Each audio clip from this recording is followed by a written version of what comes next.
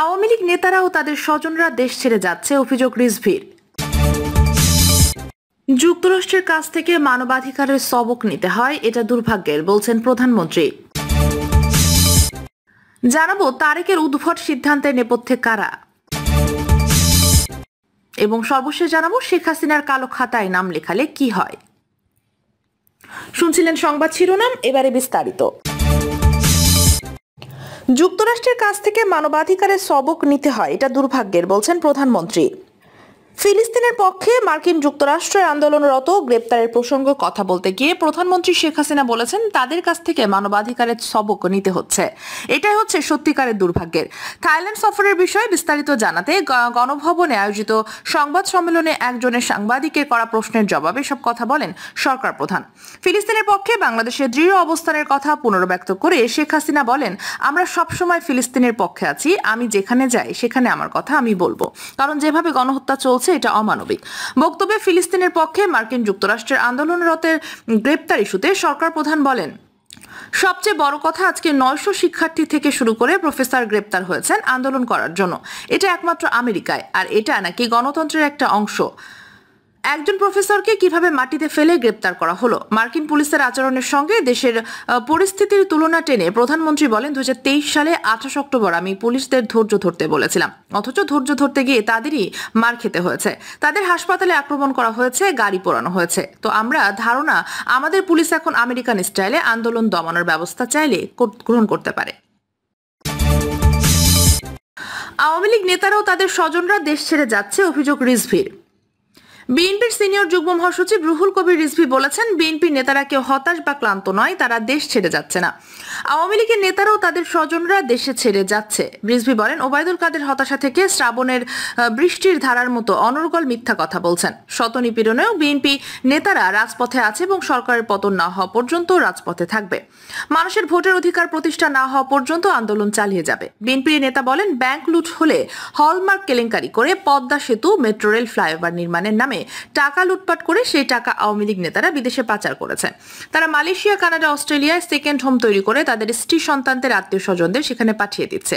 BNP নেতারা তো জেলে আসা যাওয়ার মধ্যে আছে, শত নিপীড়নের রাজপথে কর্মসূচি অব্যাহত রেখেছে। তারেকের উদ্ভট সিদ্ধান্তের নেপথ্যে কারা। বিএনপিতে এখন তারেক জিয়া উদ্ভট সিদ্ধান্তের জন্য আলোচিত না। একের পর এক তিনি উদ্ভট, অবাস্তব সব সিদ্ধান্ত গ্রহণ করছেন। বিএনপির নেতারাও এ ধরনের সিদ্ধান্ত নিয়ে বিচলিত। গতকাল বিএনপির সিনিয়র দুজন নেতা তারেক রহমান জিয়ার সাথে কথা বলেছিলেন এবং সে সময় তিনি অবহিত করেছিলেন যে বহিষ্কারাদেশের নির্দেশনা দেওয়ার পরও দ্বিতীয় দফা নির্বাচনে বিএনপির বেশ কিছু নেতা উপজেলা নির্বাচনে প্রার্থী হয়েছেন। দুই নেতার এই বক্তব্যের পর তারেক জিয়া তাদেরকে জানিয়ে দেয়, যারাই নির্বাচন করবে তাদেরকে বহিষ্কার করতে হবে। এটাই তার সাফ কথা। বিএনপির স্থায়ী কমিটির একজন গুরুত্বপূর্ণ নেতা তারেককে বোঝানোর চেষ্টা করেন যে এই বহিষ্কারাদেশ কোনো সমাধান নয়। দলের নেতারা যদি এমনভাবে বহিষ্কার করতে থাকে তাহলে এক সময় স্থানীয় পর্যায়ে সংগঠন শক্তিহীন হয়ে যাবে। তারেক জিয়া তাদেরকে বলে দেন যে সংগঠন না থাকলেও তারা কিছু যায় আসে না, কিন্তু শৃঙ্খলা ভঙ্গকারীদের আর কোনো রকম ছাড় দেওয়া হবে না। এরপর বিএনপির দুই নেতা নিজেদের মধ্যে আলোচনা করেন। বিএনপিতে এখন সবচেয়ে বড় আলোচনার বিষয় হচ্ছে তারেক জিয়া এই ধরনের উদ্ভট সিদ্ধান্তগুলো কেন নিচ্ছেন এবং কার পরামর্শ নিচ্ছেন। বিএনপি নেতারা মনে করেন যে তারেক জিয়া এই ধরনের উদ্ভট এবং অবাস্তব সিদ্ধান্তগুলো নিচ্ছেন দূরত্বের কারণে। তিনি বাংলাদেশের রাজনীতির বাস্তবতা উপলব্ধি করতে পারছেন না। নেতাকর্মীদের প্রকৃত অবস্থা সম্পর্কে তার কোনো ধারণা নেই এবং ক্ষমতাসীন আওয়ামী লীগ দেশে কিভাবে পরিচালনা করছে সে সম্পর্কে কোনো ন্যূনতম সঠিক ধারণাও তারেক জিয়ার নেই, যার কারণে তিনি একের পর এক উদ্ভট সিদ্ধান্তগুলো নিচ্ছেন এবং তার এই সমস্ত সিদ্ধান্তগুলোর মাসুল দিতে হচ্ছে দলকে। একজন নেতাকে জিজ্ঞাসা করা হয়েছিল তারেক জিয়া এই সিদ্ধান্ত গ্রহণের জন্য দলের নেতাদের পরামর্শ নেন কিনা। উত্তরে তিনি স্বীকার করেছেন যে তারেক জিয়া আসলে কারো পরামর্শই গ্রহণ করেন না। তিনি লন্ডনে কিছু ব্যক্তি রয়েছেন, সেই সিদ্ধান্তের ব্যক্তিদের পরামর্শে সিদ্ধান্ত গ্রহণ করেছেন।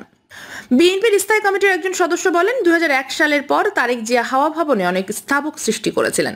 গিয়াসউদ্দিন আল মামুন সহ স্থাবকের দলই সেই সময় তারেক জিয়াকে সব পরামর্শ দিত এবং সেই সমস্ত পরামর্শ ছিল দলের জন্য ক্ষতিকর। তখনও তারেক জিয়া দলের সিনিয়র নেতাদের জন্য কথা না বলে শুনে শুধুমাত্র তার কিছু চাটুকার, কিছু অপরিপক্ক দুর্নীতিবাজ দুর্বৃত্তদের পরামর্শে বিভিন্ন রকমের সিদ্ধান্ত গ্রহণ করেছেন। এখন লন্ডনে সে সমস্ত দুর্নীতিবাজ, চাটুকার, দুর্বৃত্ত যারা আছেন তারেক জিয়াকে ডুবিয়েছে, বিএনপি ডুবিয়েছে। তারা আবার জড়ো হয়েছে, তাদের সাথে পরামর্শ করে এই ধরনের বাস্তবতা বিবর্জিত সিদ্ধান্তগুলো নিচ্ছেন তারেক জিয়া।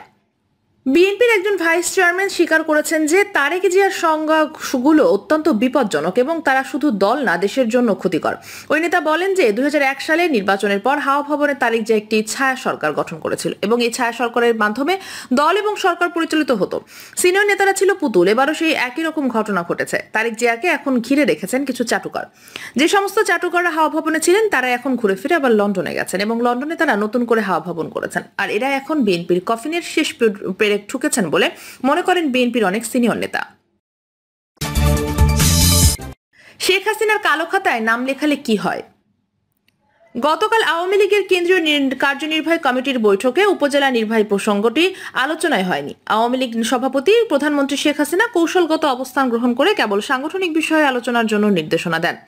ফলে আওয়ামী লীগের কোনো নেতাই আর উপজেলা নির্বাচনের প্রসঙ্গটি আলোচনায় নিয়ে আসেনি। আওয়ামী লীগের কেন্দ্রীয় বৈঠকে উপস্থিত অন্তত দুজন নেতা বলেছেন যে আগামী 23 জুনের দলের 75তম প্রতিষ্ঠাবার্ষিকী কিভাবে জাঁকজমকপূর্ণ উদযাপন করা যায় ও 21 থেকে 23 জুন পর্যন্ত 3 দিন ব্যাপী অনুষ্ঠানমালা করা এবং শেষ দিন বড় সমাবেশ করার বিষয়গুলো নিয়ে আলোচনা করা হয়। এবার আওয়ামী লীগ 75তম প্রতিষ্ঠাবার্ষিকীর ব্যাপক উৎসাহ উদ্দীপনা নিয়ে করেন। সেই প্রসঙ্গটি সামনে নিয়ে আসা হয় আর আওয়ামী লীগ সভাপতি প্রধানমন্ত্রী শেখ হাসিনা নিজেই ইচ্ছে করে উপজেলা নির্বাচনের প্রসঙ্গটি আনেননি বলেও ধারণা করা হচ্ছে।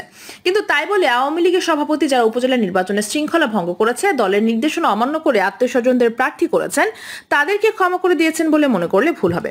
বিএনপিতে সিদ্ধান্ত নেওয়া হয় হঠকারীভাবে। যারা দলের সিদ্ধান্ত লঙ্ঘন করেছে তাদেরকে বহিষ্কার করে সবকিছু শেষ করে দেওয়া হয়। কিন্তু আওয়ামী লীগ সভাপতি প্রধানমন্ত্রী শেখ হাসিনা সিদ্ধান্ত গ্রহণ করে রাজনৈতিক প্রজ্ঞায় ধীরস্থিরভাবে আস্তে আস্তে।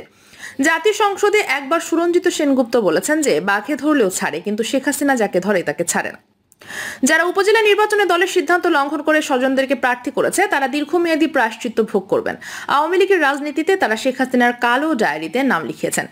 শেখ হাসিনার কালো ডায়েরিতে নাম লেখালে রাজনৈতিক পরিণতি কি হয় তা অতীত অভিজ্ঞতা থেকে দেখা যায়। 11 সময় যারা শেখ হাসিনাকে মাইনাস করতে চেয়েছিলেন সে সমস্ত ডার্ক সাইডে নেতাদের কাউকেই তিনি দল থেকে বহিষ্কার করেনি, কিন্তু দলে তাদের অকার্য করেছেন, নিষ্ক্রিয় করেছেন, তাদের প্রায়শ্চিত্ত উপলব্ধি করার পথ প্রশস্ত করে দিয়েছেন। এটাই শেখ হাসিনার রাজনৈতিক কৌশল। শেখ হাসিনা 11 পর সংস্কারপন্থীদেরকে দুই ভাগে ভাগ করেছিলেন। যারা কম সংস্কারপন্থী ছিলেন, কম ষড়যন্ত্র করেছেন, তাদেরকে তিনি নির্বাচনে মনোনয়ন দিয়েছেন, প্রায়শ্চিত্ত করার সুযোগ দিয়েছেন। তাদের অনেক হেভিওয়েট নেতাকে প্রেসিডিয়াম থেকে সরিয়ে দিয়েছেন। তিনি রাজনীতিতে নতুন করে বিদ্রোহী এবং বিশৃঙ্খলা তৈরি করে সুযোগ দেননি, বরং দলে তাদেরকে শাস্তি দিয়ে দলের ঐক্য অটুট রেখেছেন। আর দ্বিতীয় প্রকার যারা ছিল 11 সংস্কারপন্থী মূল হোতা, তাদেরকে তিনি মনোনয়ন দেননি। মনোনয়ন না দিয়ে তাদেরকে দলে নিষ্ক্রিয় করেছেন। এদের মধ্যে অনেকে মনোনয়ন না পেয়ে আওয়ামী লীগ থেকে বেরিয়ে নতুন দল করেছে, কিন্তু রাজনীতিতে জীর্ণ শীর্ণ ভিখারিতে পরিণত হয়েছে। এটাই শেখ হাসিনার কৌশল। কাজে এবার যারা উপজেলা নির্বাচনে আওয়ামী লীগের সিদ্ধান্ত লঙ্ঘন করেছে তারা আসলে আওয়ামী লীগের সিদ্ধান্ত লঙ্ঘন করেনি, তারা শেখ হাসিনা লঙ্ঘন করেছে। প্রিয় দর্শক, এই ছিল এখনকার সর্বশেষ সংবাদ। নিয়মিত আপডেট সব সংবাদ পেতে চ্যানেলটি সাবস্ক্রাইব করে পাশে থাকা বেল বাটনটি ক্লিক করে রাখুন। ধন্যবাদ সবাইকে এতক্ষণ সাথে থাকার জন্য।